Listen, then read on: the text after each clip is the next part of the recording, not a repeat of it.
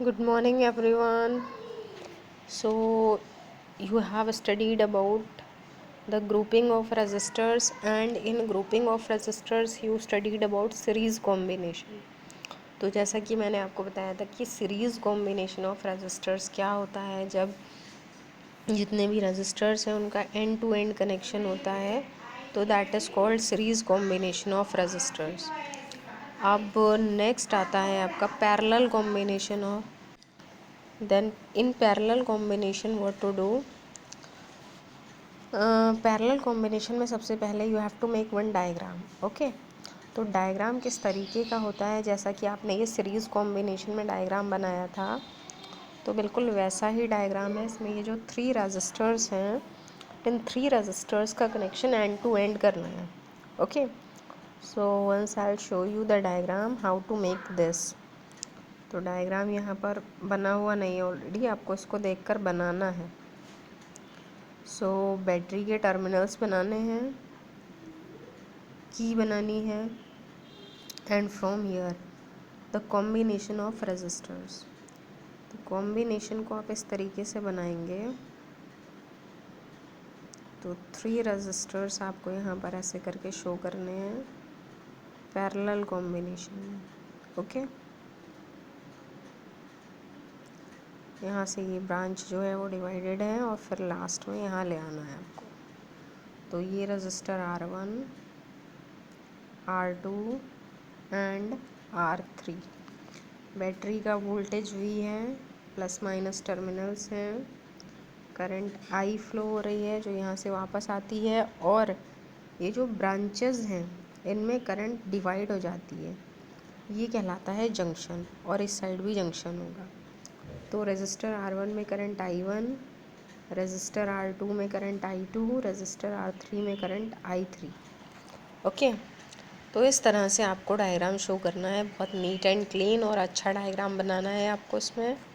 Okay, तो ये जो एंड टू एंड कनेक्शन है, जिसमें तीनों रेजिस्टर्स के फर्स्ट एंड्स एक साथ कनेक्टेड हैं और लास्ट एंड्स एक साथ कनेक्टेड हैं, और ये कनेक्शन किससे है, बैटरी के टर्मिनल से, प्लस और माइनस से।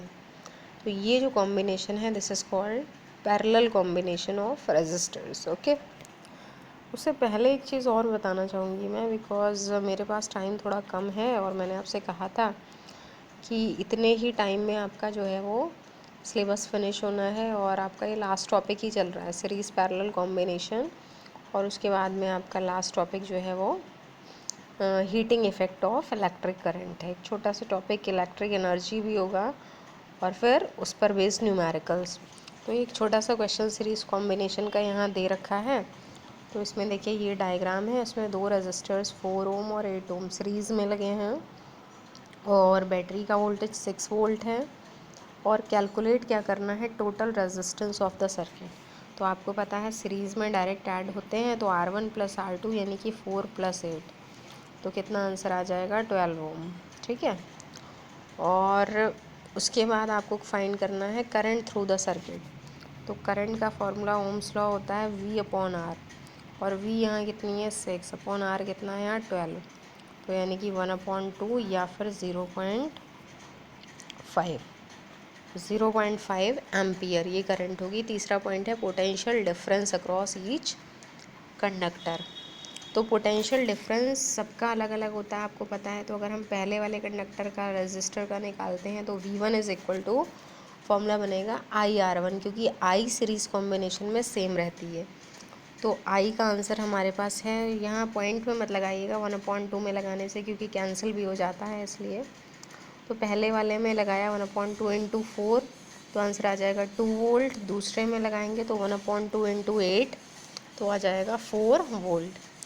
तो ये इसका आंसर होगा। ओके, तो ये सॉल्व करना है आपको। न्यूमेरिकल हर एक टॉपिक की बात करेंगे, तो it would be better for you also. अब देखिए पैरेलल कॉम्बिनेशन आता है। पैरेलल कॉम्बिनेशन में आपको क्या करना है,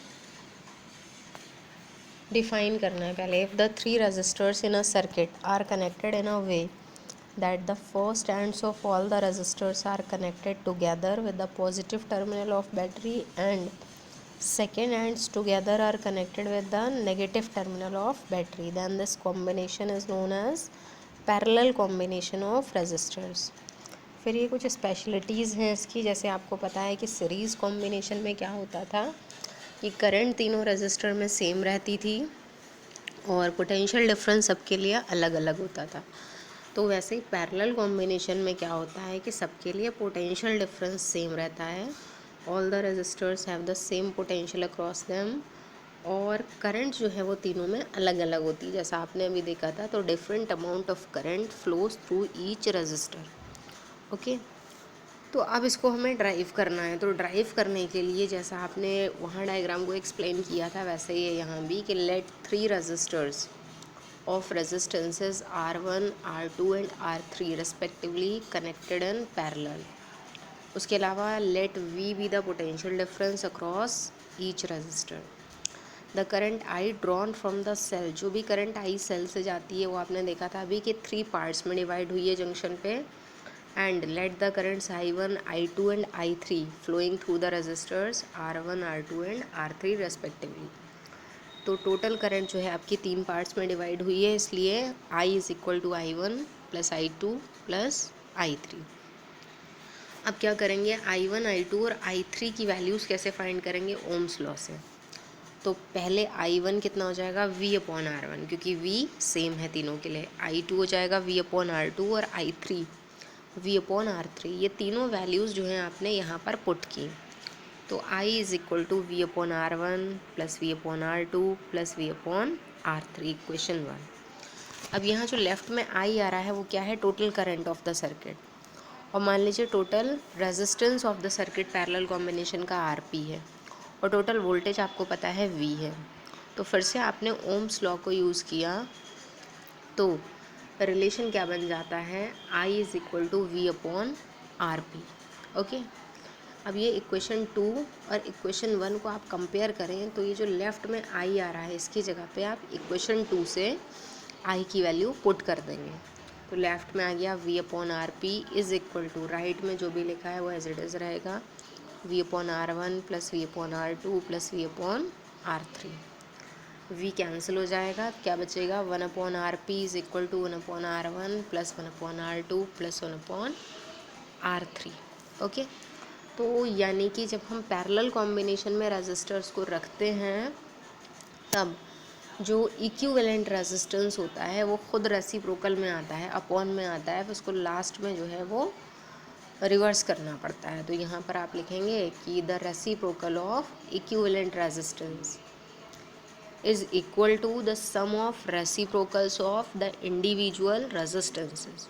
तो जितने भी अलग अलग रेजिस्टेंस हैं उनको आपको क्या करना पड़ेगा, यहाँ अपॉन करके ऐड करना पड़ेगा। ओके, तो ये तरीका है पैरेलल कॉम्बिनेशन का। तो पैरेलल कॉम्बिनेशन में हमेशा रेजिस्टेंस जो है वो घट जाता है, डिक्रीज़ हो जाता है। ओके, और यही रीज़न है कि जो घरों में जो सप्लाई है उसमें जो कनेक्शंस होते हैं उसमें रेजिस्टेंसेस को पैरेलल कॉम्बिनेशन में लगाया जाता है। जो डिवाइसेस हैं उनको पैरेलल कॉम्बिनेशन में लगाते हैं, ना कि सीरीज़ में।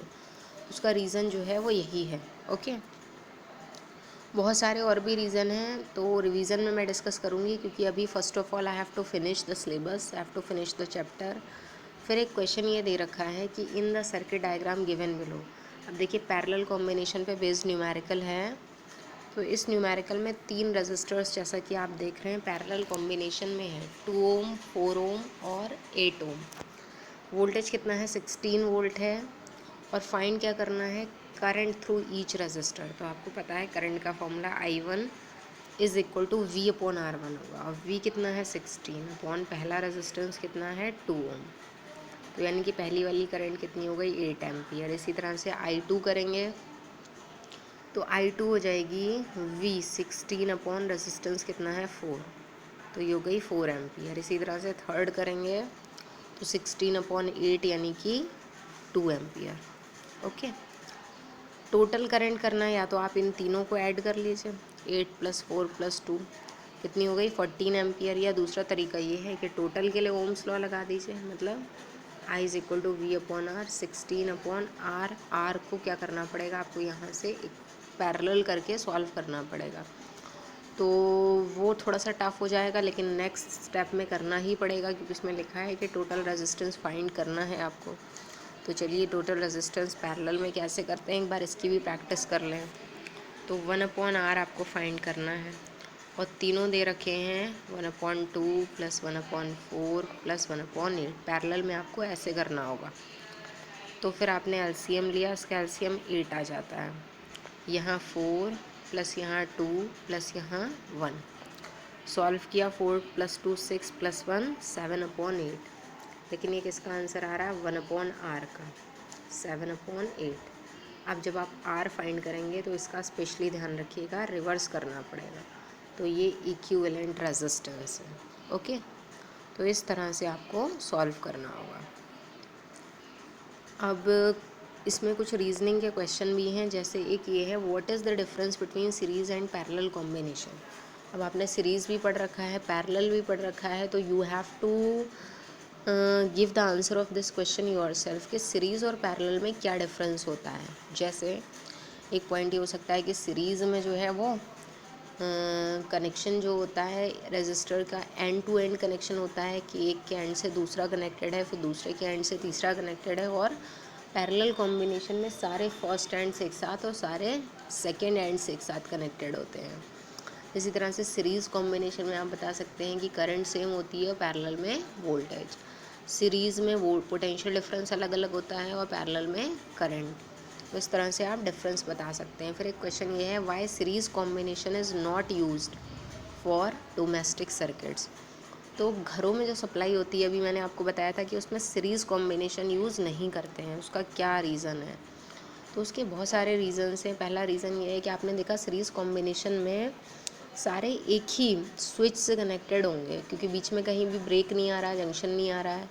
तो अगर एक भी डिवाइस बंद करनी है, आपको एक सिंगल डिवाइस बंद करनी है, तो सारी ही बंद हो जाएंगी, किसी का पर्टिकुलर अलग स्विच नहीं है। ओके। दूसरी प्रॉब्लम ये है कि अगर एक भी डिवाइस बीच में से कहीं भी ख़राब होती है, फ्यूज़ होती है, तो सारी की सारी काम करना बंद हो जाएंगी, क्योंकि एक ही वायर से लगी हैं। तीसरी ड्रॉबैक है कि जितनी बड़ी बड़ी डिवाइसेस होती हैं उनको ऑपरेट करने के लिए ज़्यादा करंट चाहिए होता है। अब यहाँ पर सबको सेम ही करंट मिलेगा, क्योंकि सीरीज़ में करंट सेम होता है। तो एक प्रॉब्लम यह आएगी। और एक प्रॉब्लम ये है कि पोटेंशियल डिफरेंस जो है, वोल्टेज जितना मिलता है टोटल, वो पार्ट्स में डिवाइड हो जाता है सीरीज़ कॉम्बिनेशन में। तो उससे क्या होगा कि हर एक डिवाइस को काम करने के लिए कम वोल्टेज मिलेगा, पूरा उतना नहीं मिलेगा जितना कि सप्लाई मिल रही है, इलेक्ट्रिक सप्लाई। ओके, तो ये ड्रॉबैक्स है। 4 पॉइंट्स आप लिखेंगे। फिर आपका नेक्स्ट टॉपिक आता है heating effect of electric current. बहुत इजी टॉपिक है ये। Heating effect of electric current का मतलब क्या हुआ कि जब आपने देखा होगा किसी भी वायर में करंट फ्लो होती है तो वो गर्म हो जाता है। किसी भी चीज़ में, जिस भी चीज़ में करंट फ्लो होगी, वो तो कुछ टाइम के बाद अपने आप से हीट हो जाएगी। तो when current flows in a wire it produces heat. This effect is called heating effect of electric current. Okay, definition बहुत इजी है। अब आता है कॉज। तो कॉज इसका वैसे मैं डिस्कस कर भी चुकी हूँ रेजिस्टेंस में। मैंने बताया था कि मान लीजिए ये डिवाइस है और इसको किससे लगाया गया है, बैटरी से लगा दिया है, सर्किट से लगा दिया है, ठीक है, प्लस माइनस। यहाँ से करंट फ्लो होना स्टार्ट हो गई। ओके, चार्ज यानी कि इलेक्ट्रॉन जब यहाँ पहुँचता है तो ये जो पार्टिकल्स होते हैं ना इसके, मेटल के या जो भी लगी है डिवाइस, उसके पार्टिकल्स के साथ इलेक्ट्रॉन का होगा कॉलिजन, क्योंकि तभी इलेक्ट्रॉन अपने लिए पाथ फ्री करेगा। तो जब कॉलिजन होता है उस डिवाइस के, उस मटेरियल के पार्टिकल्स के साथ में इलेक्ट्रॉन का, तो उस कॉलिजन की वजह से जो एनर्जी होती है इलेक्ट्रॉन की, अपनी इलेक्ट्रिक एनर्जी जिससे वो चल रहा था, वो इलेक्ट्रिक एनर्जी जो है वो दूसरी फॉर्म्स में कन्वर्ट हो जाती है। तो may be that form may be sound energy, light energy और हीट एनर्जी भी हो सकती है।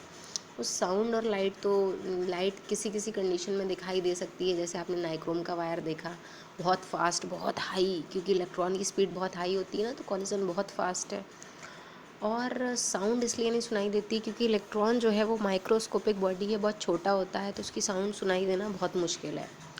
तीसरी जो हीट एनर्जी है, उसमें जो ट्रांसफॉर्मेशन होता है वो ऑब्जर्वेबल है, क्योंकि अगर वायर को कुछ टाइम के बाद में टच करके देखें या कोई भी डिवाइस टच करके देखें, आपने देखा होगा टीवी, फ्रिज, तो सब कुछ टाइम के बाद में क्या होता है, गर्म हो जाती हैं। तो ये इसका कॉज है कि इलेक्ट्रॉन का जो कॉलिजन है उसकी वजह से उसकी अपनी इलेक्ट्रिक एनर्जी जो है वो हीट एनर्जी में कन्वर्ट होती है।